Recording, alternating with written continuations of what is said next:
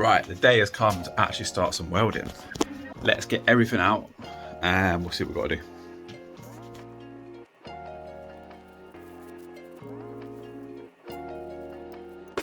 Here they are, that's £250 worth of angle iron for you.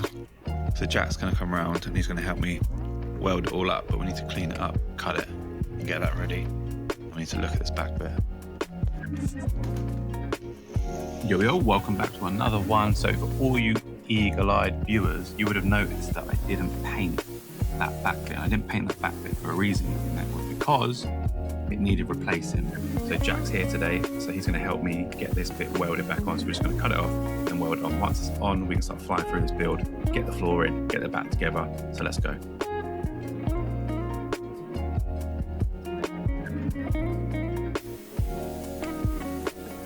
So here Jack's just tack welding the bar into place, and once he's happy with it, he's going to go over it again and make it solid.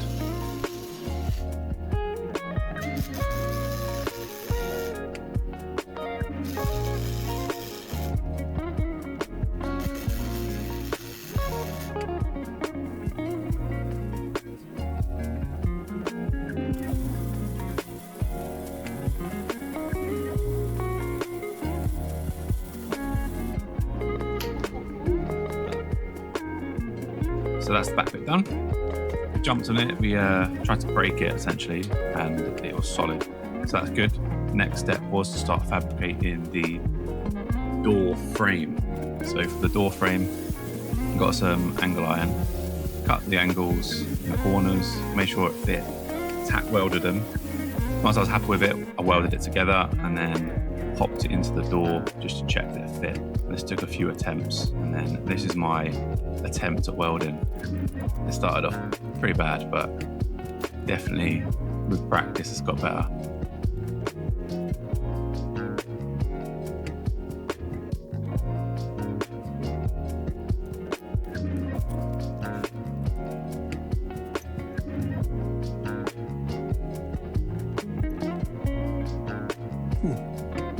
So once the corners are welded, I just get the angle grinder and grind down the sort of, I don't know what it's called, but the bits that aren't flat.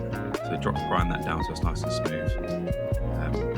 Weld, I guess. So grind the weld down so it's nice and smooth, and then we can go fit it up to the door, which we haven't cut yet. So we're going to cut it out now. So we're going to measure it and cut it. So that's our next job.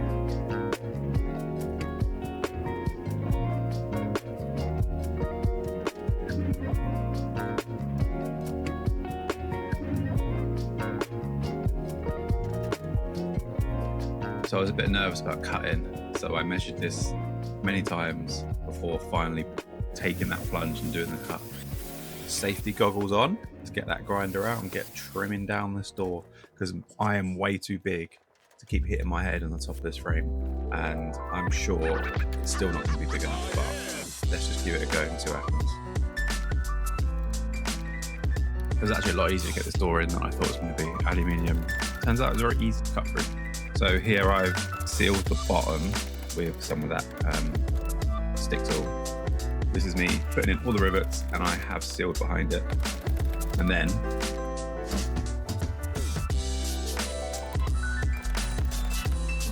I've managed to mess the door up. So I've had to stick on with weld on another piece of angle iron to the door itself, because it wasn't actually shutting. So now that's in, fits. Nearly fit, so I had to take it back and grind it down a little bit, and then there you go. Fits pretty well. All that is next to do is to put the hinges on. So we're going to clamp this on, mark up where the hinge needs to go, and then weld the hinges on. So let's get that done. If you didn't know, before you weld, you need to get rid of all the surface material. So here I was just getting rid of all that paint that I'd put on before I started welding, and then that's what tack weld all the hinges on. These hinges are cool actually. They're called bullet hinges. So you just weld a little part of it on, and they're pretty good. They're sturdy, they're strong. So let's give it a little test and see if it works. Take these clamps off. Remember the truth. Just inspecting the job. Check it's alright. Ready? Fingers crossed. Hey, we have a door. That's pretty sick, to be fair. It's much better than I thought it was going to be. Cool. One more job, but it doesn't shut flush, so we need to sort that out. So with that done, we can move on to the side hatch or front hatch. So this is the inner part, and then we're going to work on the outer part next. So this is a T-bar, I think it's called, a T-bar or T-IM. So we use this so that when the hatch is closed, it sits flush against the trailer. So let's go ahead and get this all fabricated, and then we can see how it fits within the inner part, and then we can put the hinges on, and once that hinges are on, we can whack it up against the trailer and then cut the hole for it. If you're wondering why we didn't use snail hinges, it's because they're really expensive, and that is actually the reason. Probably going to regret this down the line, but we're going to see if we can figure out a way to cover the top of the top of the hatch. So we'll figure out a way to cover the top of the hatch to make sure that no water comes in, but we'll get to that later on. Let's just get this done first and begin.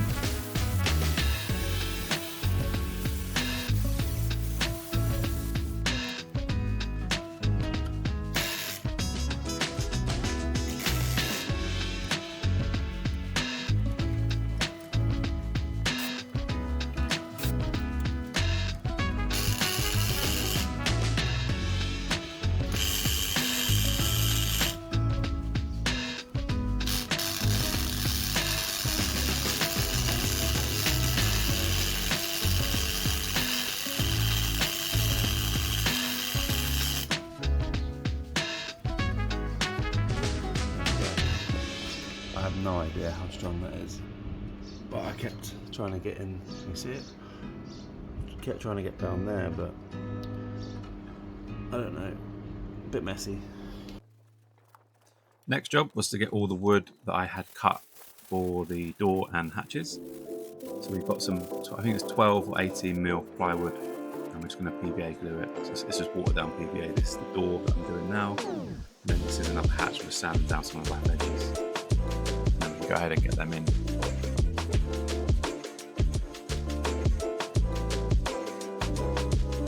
Cool. So as you can see, the door is in, and I'm just going to cut back some notches here into the frame. I'm going to use this to sit the hatch in so I can measure it up, because I haven't got anyone here to help me at the moment. So I'm just going to cut these little notches in, sit the frame inside, and then should be able to measure up quite accurately. Time to commit. So first of all, I just cut off the supports, got them off. That was quite easy, and then measured up again, final measurement, and then we start the cut.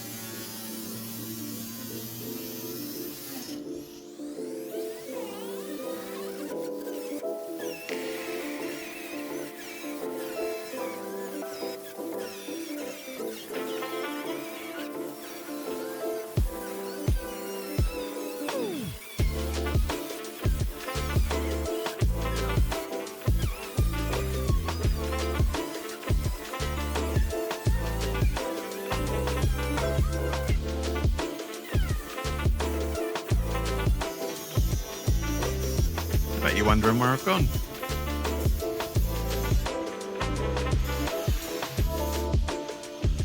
There I am.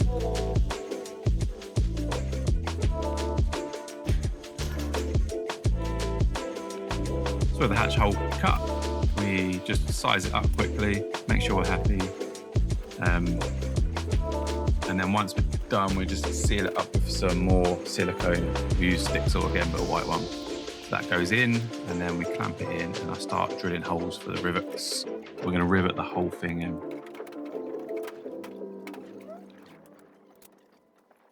There she is, supplying me with a drink.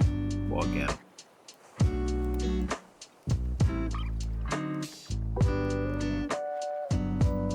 So many rivets around here. There's quite a few rivets to put in at the top. This is what sort of collected it. Keeps it secure. So with all the rivets in, it was time to move on to the back hatch or back panel. The kids wanted to get involved, so here's Chan taking out the rusty bolts. We had to cut off the other side, and then we just used the hammer and chisel just to prise them out. And then Hunt said he wanted to join in, so Hunt had a go. obviously following health and safety with the steel toe caps on, and then we managed to prise it up.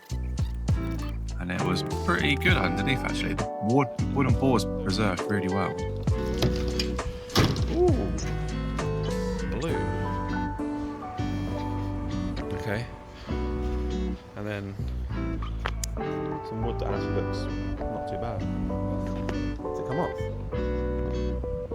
They're still on there, probably. They might be wedged in.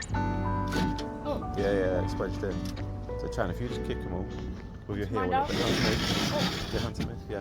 Just do that too. Just a little bit. Just enough so they can come out like that. Just give it a little. Stack them up.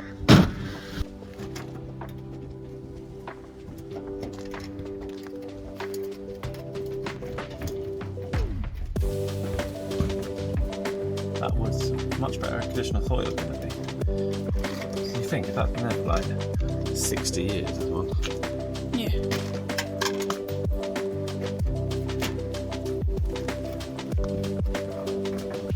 That was good.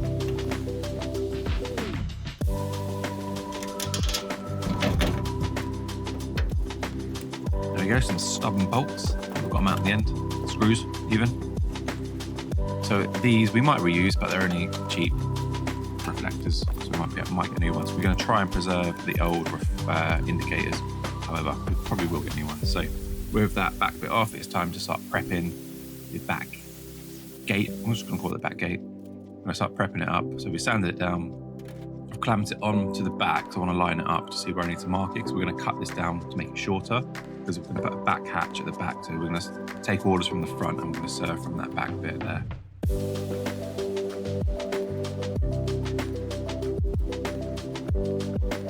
So let's get ready to make the cut.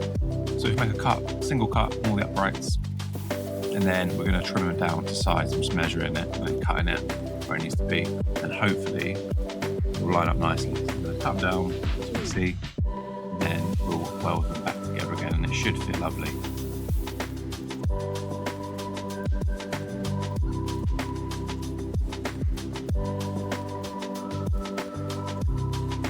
Here we are, getting ready to weld them back together. So if you've not welded before, you need to clean the area, get rid of all the surface material, back to bare metal. So I'm clamping this together to make sure it's straight when I weld it.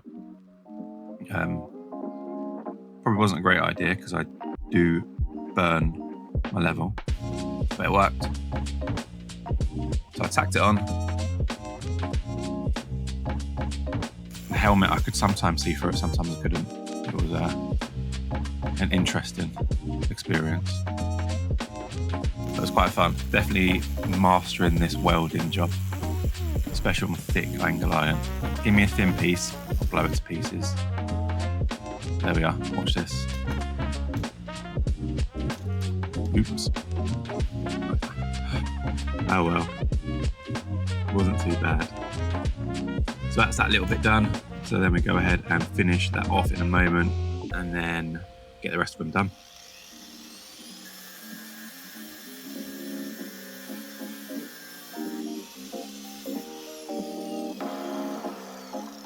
So there we are. All we're going to do now is line it up. I had to trim it down a few times so it wouldn't quite fit. Some of the old welds were just making it stand out a bit too much. I wanted it as flush as possible because we're going to seal the gaps all down the sides to make sure no water comes in. So this would have opened and closed before, so like the horse is in. But we are going to weld this shut, and this is going to become the lower wall. So there you go. That's that gap I was talking about. So we've got it pretty flush now. That's not too bad. Then what we'll do is we'll weld as much as we can, and then we'll just seal the rest so no water gets in. All right, next job is to fix this in place at the bottom. So we're going to put some bolts just at the bottom, because the bottom part, I don't know if you saw in the last clip or one of the last clips, the bottom part of this back bit is quite corroded. There's lots of metal chunks taken out. So we're going to drill a couple of holes through and bolt it down just to give it some more security. Make it solid. I don't want any reason for this to kick out or fall off, especially when we're driving down the motorway. So we're going to drill through, put some bolts in, and then we're going to fix this on proper. It's really nice actually starting to see this come together. It's been so long since it's been sitting in the garden as a shell, and now we're starting to see some of it coming together. It's really cool. Exciting.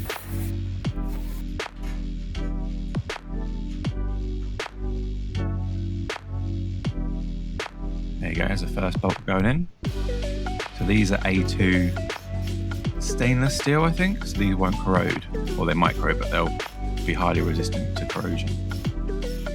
They should last, and I shouldn't ever have to replace these, fingers crossed.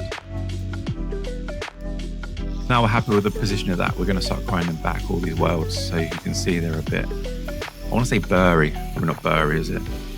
The welds are raised, so we're going to grind these back. That's a nice view of my arm, isn't it? Come on, Luke, out of the way. I promise this is satisfying if you could see what I'm doing. So aim is to grind these back as best as possible just so you can't see the weld at all. But that's not going to happen because my welds aren't great. Look at that grind. Come on, you can do it. Keep going. Disappear. Disappear. Go. Keep going. Ah. So that is it, unfortunately, for today's video. I just need to finish grinding off these last two uprights, and then I'm going to just paint the ends with some hammerite. In the next video, we're going to get the floor in, and then we'll get this back bit finished off, I promise. So thanks for watching, and I'll see you in the next one.